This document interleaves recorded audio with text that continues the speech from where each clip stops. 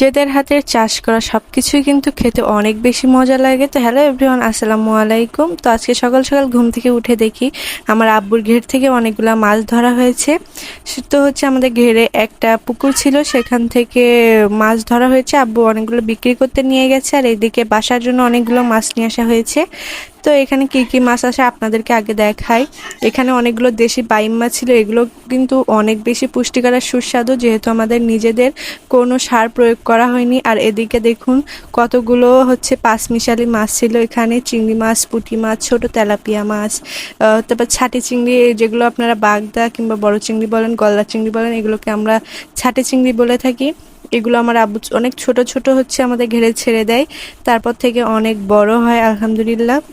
আর এগুলো খেতে অনেক বেশি মজা লাগে। আমি তো ছোটবেলা থেকে আমাদের ঘেরের তেলাপিয়া মাছ, চিংড়ি মাছ অনেক বেশি পছন্দ করি। আর এই পুঁটি মাছগুলো ভাজি করা হয়, আম্মু হচ্ছে ভাজি করে দেয়। আর এখানে একটা শোল মাছ ছিল বড়, তো এই শোল মাছ কিন্তু আমি খাই না, আম্মুরা অনেক বেশি খায়, আমি বাইম মাছটা খাই।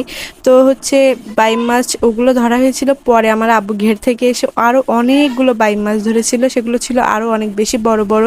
যেহেতু বাইম মাছ রোদে হচ্ছে পুকুর থেকে ওঠে, মানে হচ্ছে পানি টানি না থাকলে। তো আর এখানে একটা তেলাপিয়া মাছ ছিল অনেক বড়, তো এখান থেকে অনেকগুলো মাছ কিন্তু আজকে রান্নাও করা হবে। তো আপনারা ফুল ভিডিওটা দেখলেই হচ্ছে বুঝতে পারবেন এখানে কত কত মাছ ছিল আর কিভাবে রান্নাও করা হয়েছিল।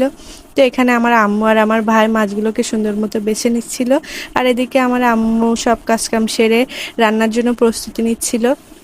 তো এখানে কিন্তু ট্যাংরা মাছও ছিল আমাদের ঘেরের। এই তো আম্মু সবগুলো মাছ টুকটাক করে কেটে নিচ্ছিল, কেটে কিছু ফ্রিজে রাখবে আর কিছু হচ্ছে রান্না করবে। যেহেতু অনেকগুলো মাছ একবারে কিন্তু খাওয়া হবে না, 2-3 দিন ধরে খাওয়া হবে। তো এখানে আমার আম্মু কিছু মাছ হচ্ছে এখনকার মতো রান্না করছিল। আর এই ট্যাংরা মাছগুলো পেটে কিন্তু অনেক বেশি ডিম ছিল। তো কারা কোথা থেকে আমার ভিডিও দেখেন অবশ্যই কমেন্টস করে জানাবেন, আর কাদের এই মাছগুলো অনেক বেশি পছন্দ, বিশেষ করে এই দেশি মাছগুলো অবশ্যই কমেন্টস করে জানাবেন। আর আমার আম্মু কিন্তু হচ্ছে মাটির চুলায় বেশিরভাগ রান্না করে, আর মাটির চুলার রান্না কিন্তু অনেক বেশি খেতে স্বাদ হয়। তো যাই হোক, মাছগুলোকে আমি বলছিলাম যে তাড়াতাড়ি রান্না করে, ক্ষুধা লেগে গেছে কখন খাবো। আর এই তো আমার আম্মু মাছগুলো এখন সুন্দর মতো কষিয়ে নেবে, আর এখানে সব রকম মাছ মিশিয়ে হচ্ছে রান্না করা হবে আজকে। তো মাটির চুলার রান্না কিন্তু অনেক বেশি মজা হয়। আর এদিকে দেখেন পুঁটি মাছগুলো কিন্তু ভাজি করে নেওয়া হচ্ছিল, এগুলো শাক কিংবা হচ্ছে গরম ভাতে অনেক বেশি ভালো লাগে। আমার আম্মু এগুলোকে সুন্দর মতো কষিয়ে এরপরে ঝোল দিয়ে দিবে। এটার পাতলা ঝোল খেতে আমার অনেক বেশি মজা লাগে। তো দেখুন দেখতে কতটা লোভনীয় লাগছে।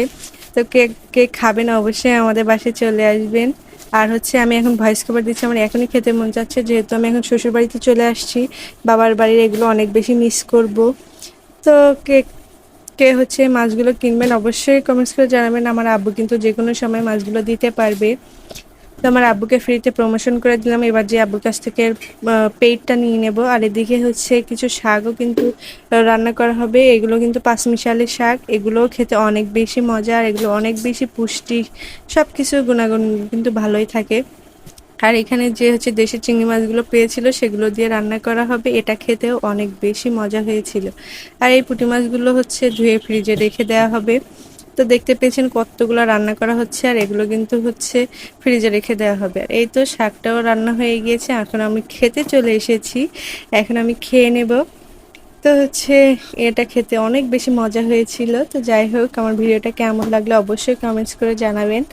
আর সবাই ভালো থাকবেন, আমাদের জন্য অনেক বেশি বেশি দোয়া করবেন, আমার বাচ্চাদের জন্য দোয়া করবেন। নেক্সটে অনেক সুন্দর সুন্দর ভিডিও ব্লগ পাবেন। আর কে কে ব্লগ চান অবশ্যই কিন্তু কমেন্টস করে জানতে বলবেন না। সবাই আল্লাহ হাফেজ।